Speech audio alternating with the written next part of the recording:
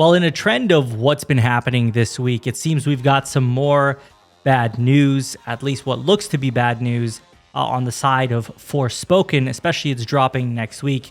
And I want to talk about some of the things that are happening around this game and why I'm concerned about it and why I think that this is not a good sign. Before we jump into that, if you could do me a huge favor, like, subscribe, share the video. It helps the channel a ton. Now let's talk about this.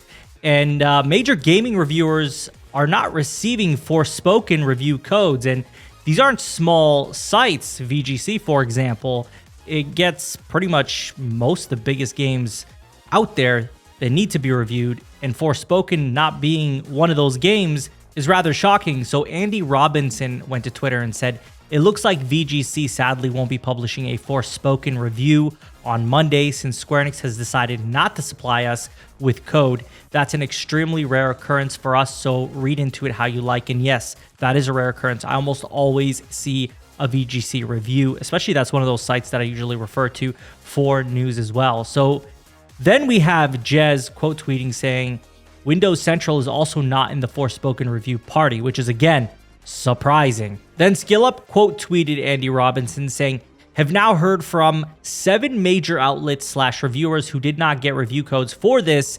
As always, no outlet is entitled to code, but this limited code is a huge red flag. I also haven't heard of any outlet having access to PC codes yet, but can't confirm this." So yes, 3 major people saying that they are not giving review codes as they normally would.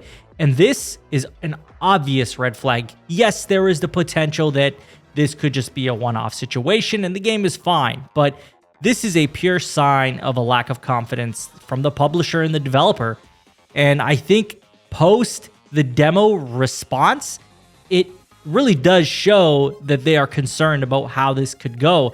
So the embargo is up on Monday, the day before the game drops, where we'll have some reviews out there. And obviously the people who aren't getting codes are going to have to buy the game and won't be able to put out a review until they complete the game, which will be well after the reviews go up. So anybody who's got this game on pre-order is already going to have it in their library or already going to play it, and it'll be too late for those that care about reviews, obviously. This is not a good sign. And anytime you see this, it's never a good sign.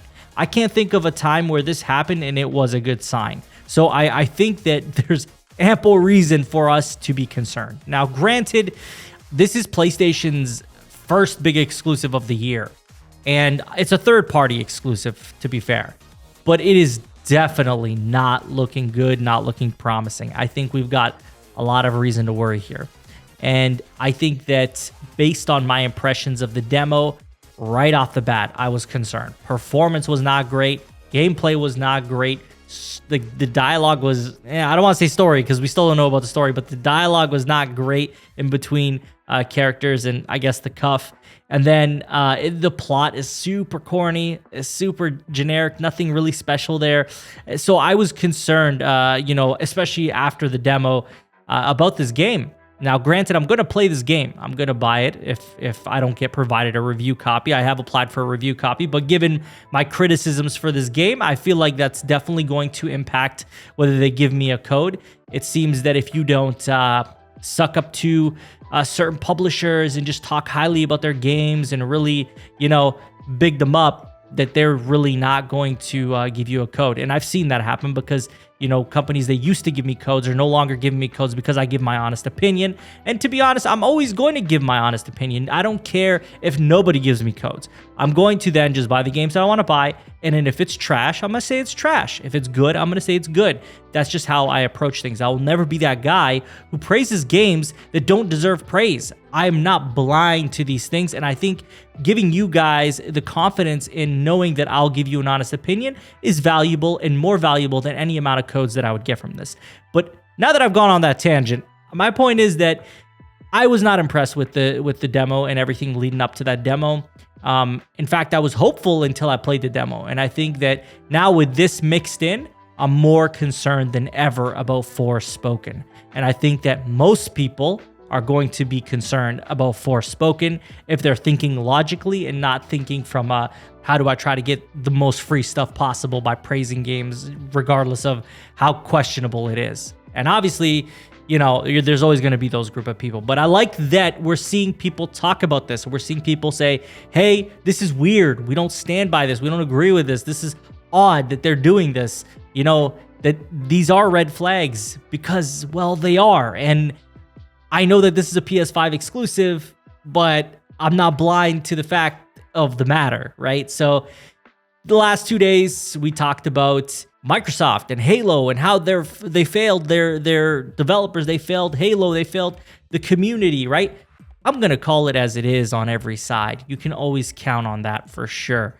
And here, it's another situation where I'm calling it as I see it. And this is no joke. This is the red flag of red flags when it comes to games. But we'll see what happens. Maybe I'm wrong. Maybe I'll play it. Maybe it'll be great. Maybe the reviews will be great. But as it sits now, I think that this is a 60 to 70 on Metacritic maximum. Unfortunately, that is seriously how I see it going. But again, I could be wrong, and I'd be more than happy to be wrong, because when they first showed this game as Project Athia, I was so excited. Before I even knew Project Athia was the running title, the project name, before, you know, it got its real name, I was excited for what Luminous would do. And then Project Athia got shown, and although they didn't show us anything crazy, I was like, wow, this looks interesting. I'm intrigued. And then we got shown a little more, and then I was a little bit on the fence. I was like, whoa, kind of my expectations, everything got set back a little bit. And then after that, I saw some more gameplay, and I was like, oh, maybe this is great. And then I played the demo, and it kind of put me in a spot where I'm like, this does not look promising. But again, I will play it. I will give you guys my impressions. Whether they give me a code or not, I will play it, and I will give you my most honest thoughts on it, and you can always count on that. But yeah, this is it. This is just it. I mean, outside of this, you know, we got some great announcements. The DualSense Edge controllers went out today. They look great. Can't wait to get mine next week. We'll definitely talk about that as well. And obviously any other news that comes along the way, but nothing major has come out today or even this week for PlayStation so far. That's why I haven't really been talking too much about PlayStation, but I hope you guys are enjoying the content. You know, I want to talk about Xbox. I want to talk about PlayStation, two very important competitors in this space, and we're going to go forward doing that. But please let me know your thoughts in the comments. What do you think of Forspoken all of a sudden being like, hey, yeah, we're not giving review codes to the regular people that should get it? Let me know. Please share your thoughts, even if you disagree with me. We can talk about that in the comments, respectfully, of course.